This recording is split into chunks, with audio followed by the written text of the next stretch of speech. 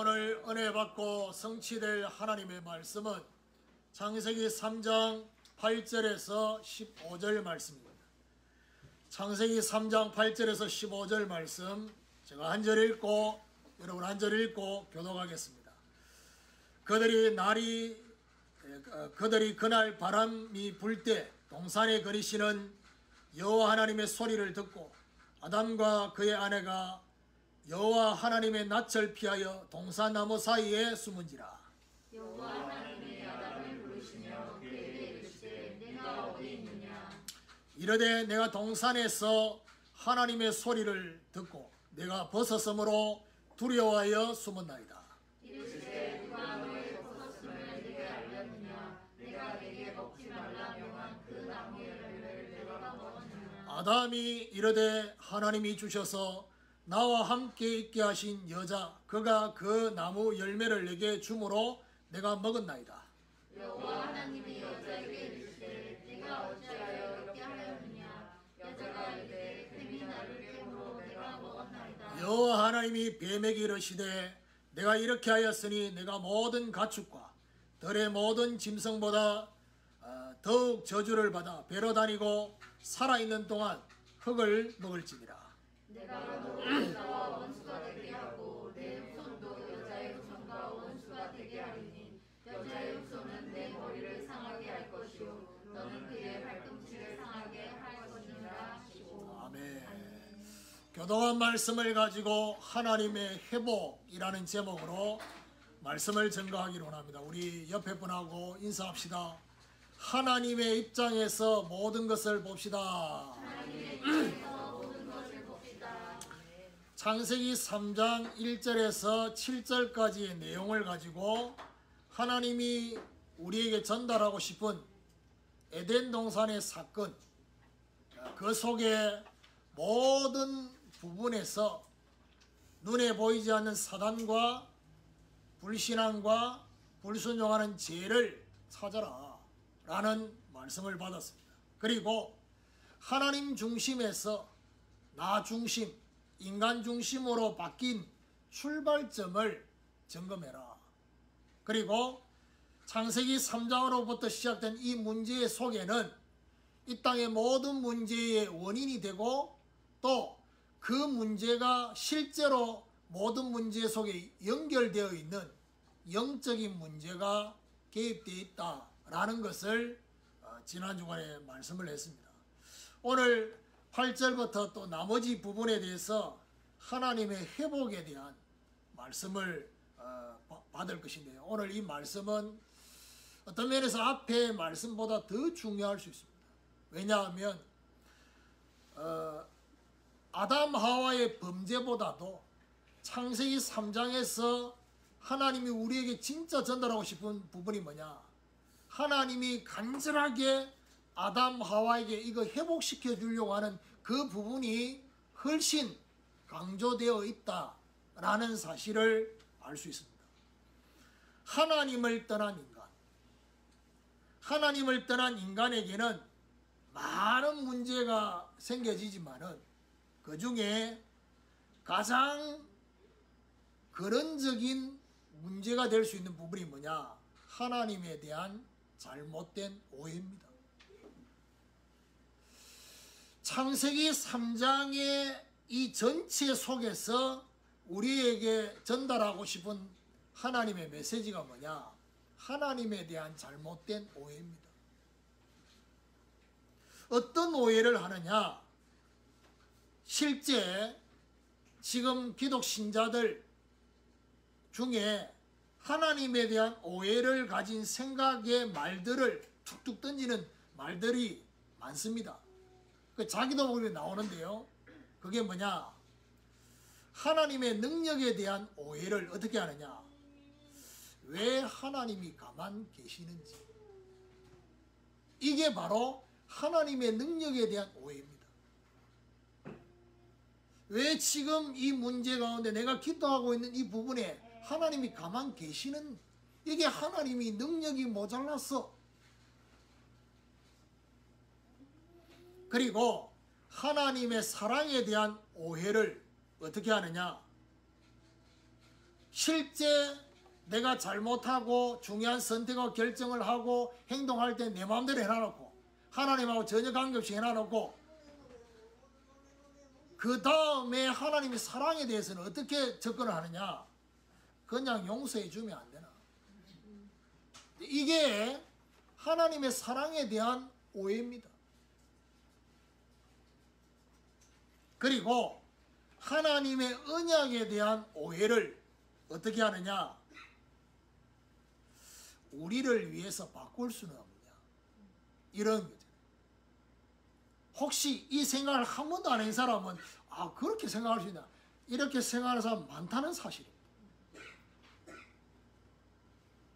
그러나 이런 전부 오해가 누구 입장입니까? 나 입장입니다.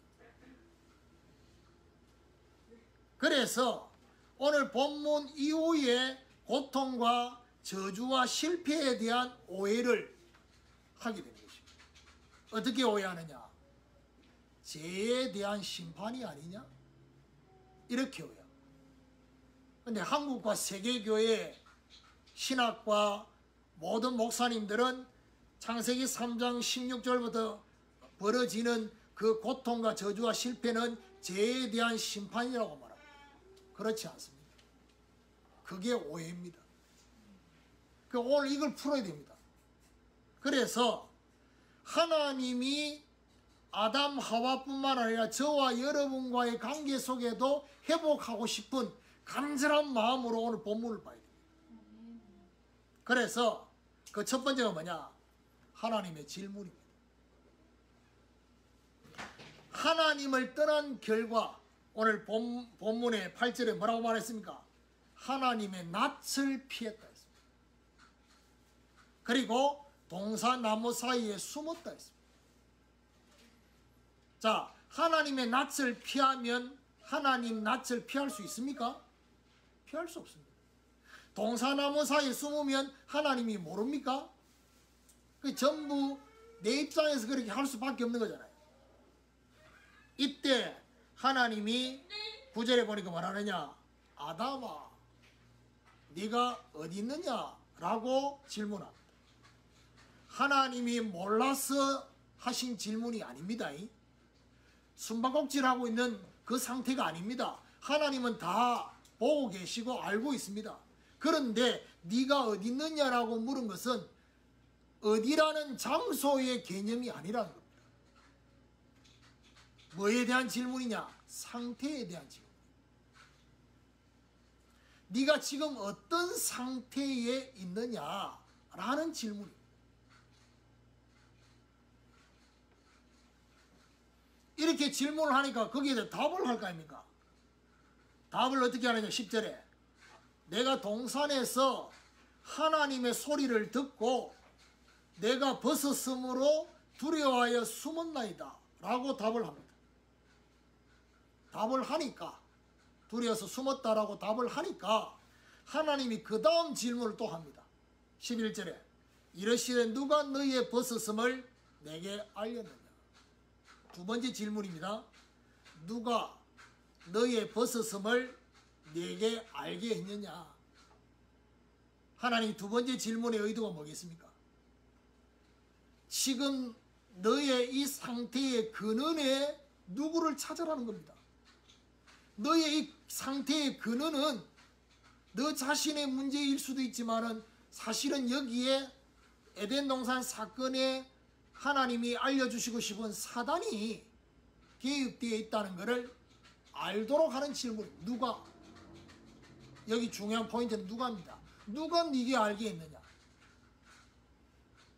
세 번째 질문이 뭐냐? 그 다음 뭐라 하느냐? 내가 네게 먹지 말라 명한 그 나무 열매를 내가 먹었느냐? 자, 선악과 따먹었느냐? 이래 말하지 않고 내가 네게 먹지 말라 명한 그 나무를 따먹었느냐? 하나님의 의도가 뭐겠습니까? 불순종의 죄를 지은 것에 대해서 하나님이 말씀하는데 하나님은 어떤 의도로 지금 이걸 질문했겠습니까? 창세기 2장 16절 17절에 선악을 알게 하는 나무를 따면 어떻게 된다고요? 정령 죽을 거라고 하는 그 나무단 말이에요. 무슨 말이죠? 무서운 죄의 결과를 알도록. 자, 세 가지 질문을 했습니다.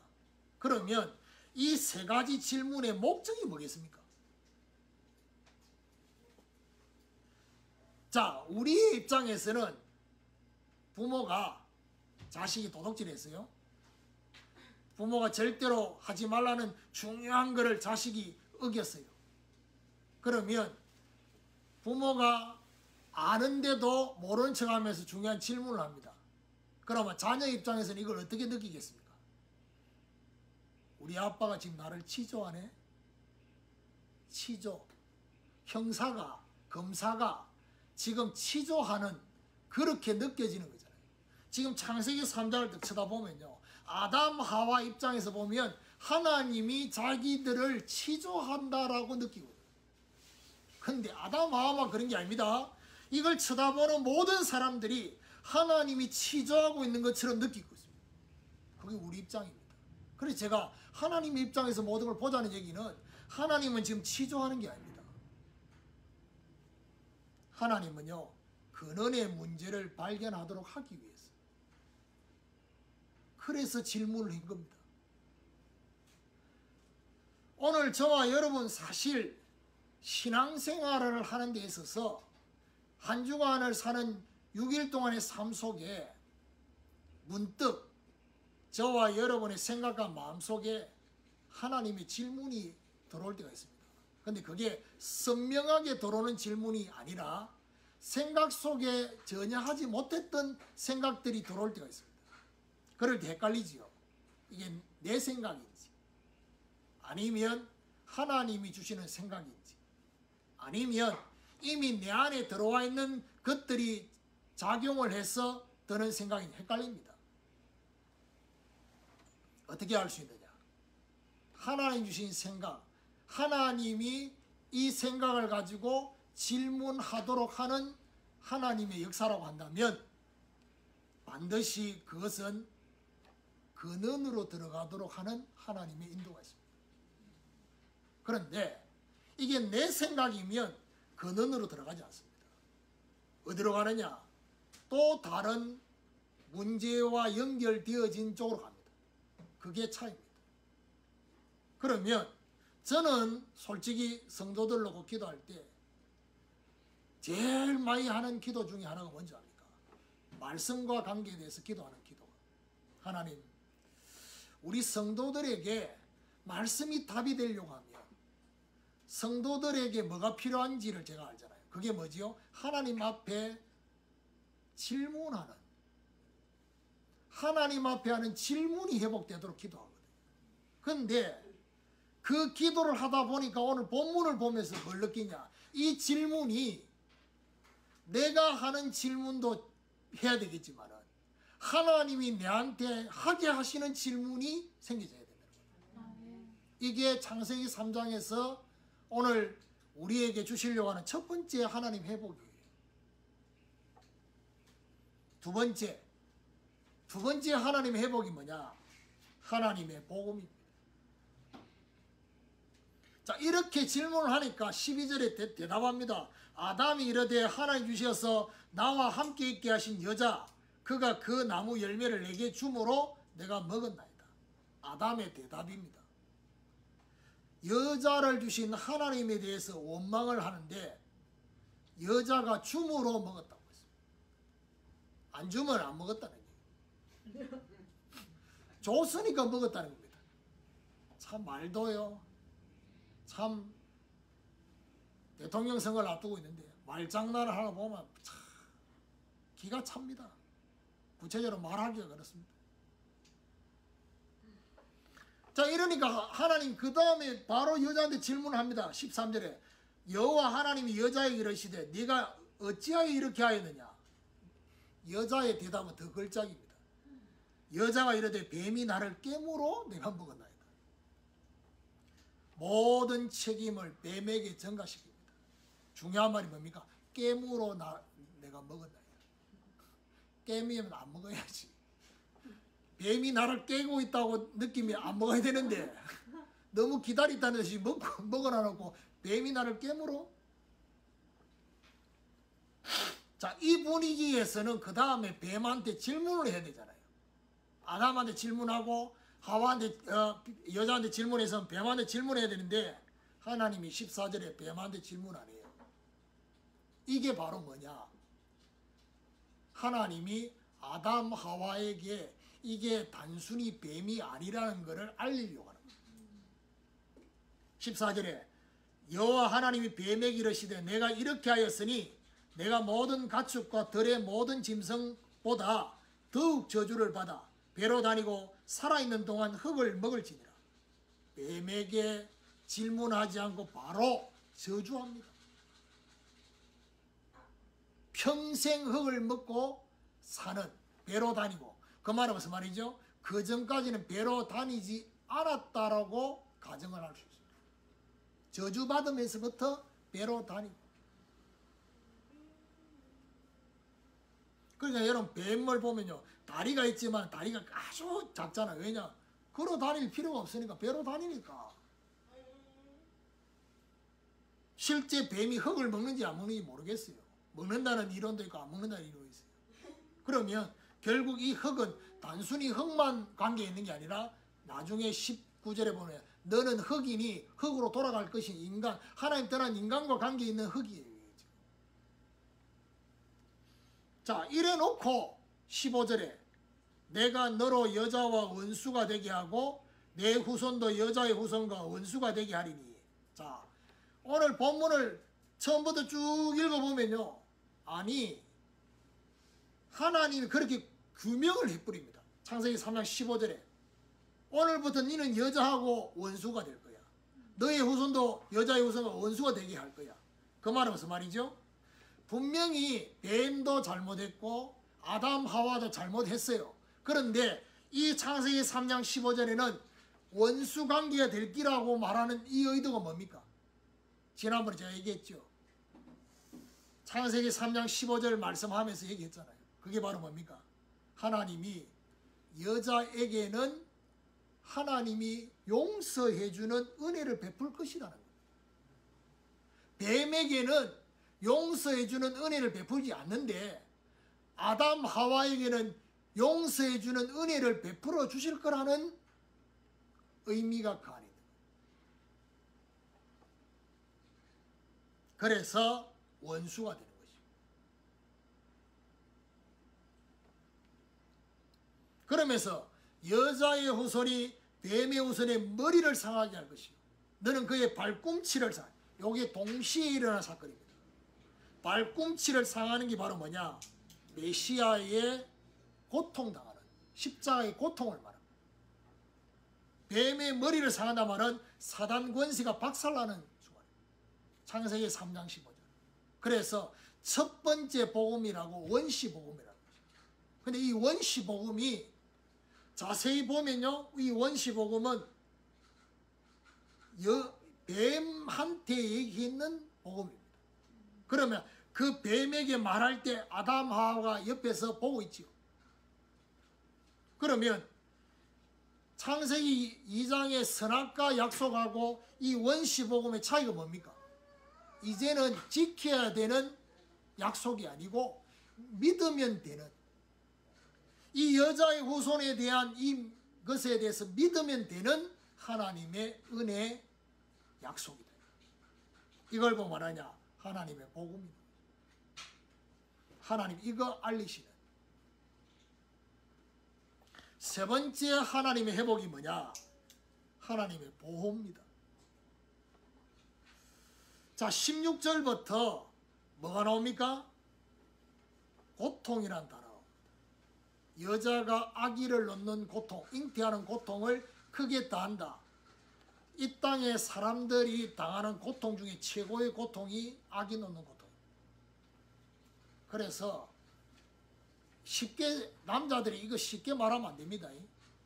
왜냐하면 안 당해보고 지금 말하면 안 된다니까. 그리고 17절에 뭐 나옵니까? 저주라는 단어도. 사람 때문에 땅이 저주받을 거라고 했습니다. 18절에 뭐가 나옵니까? 18절에는 17절 하반절에 뭐가 나오느냐? 수고하여야 먹을 수 있다. 수고, 그걸 다른 말로 말하면 뭐죠? 고난을 받는다는 것이죠.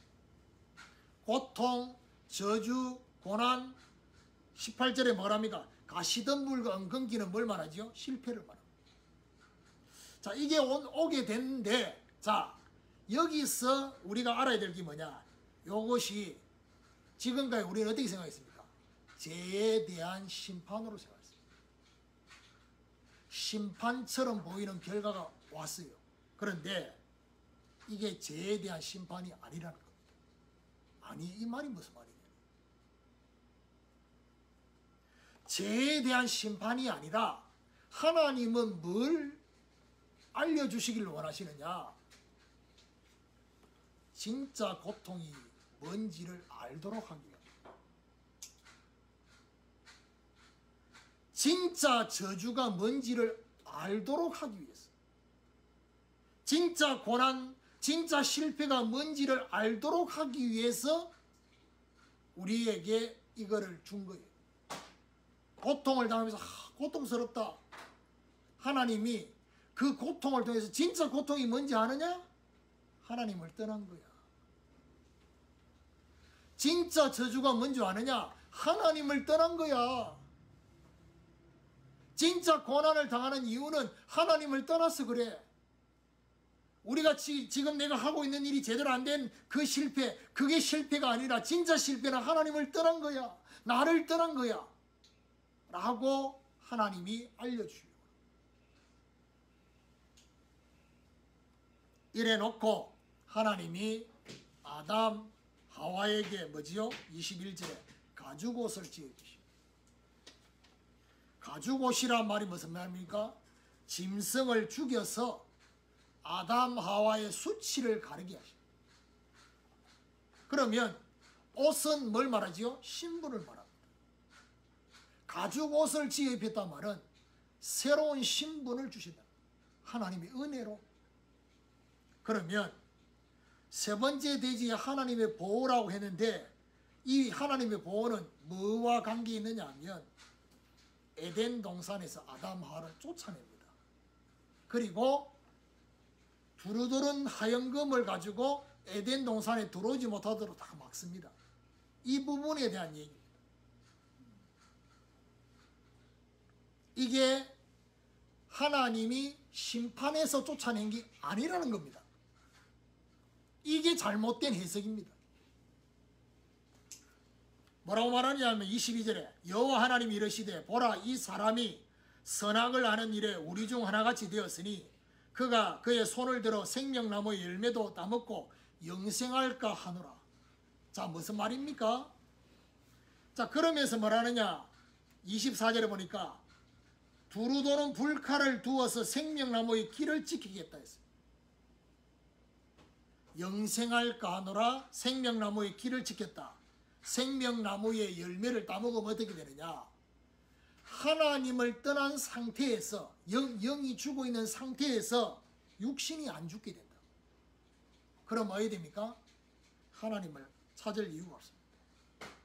육신이 안 죽는다는 말은 어떤 면에서 정확하게 말하면 고통, 저주, 실패, 죽음 없는 겁니다.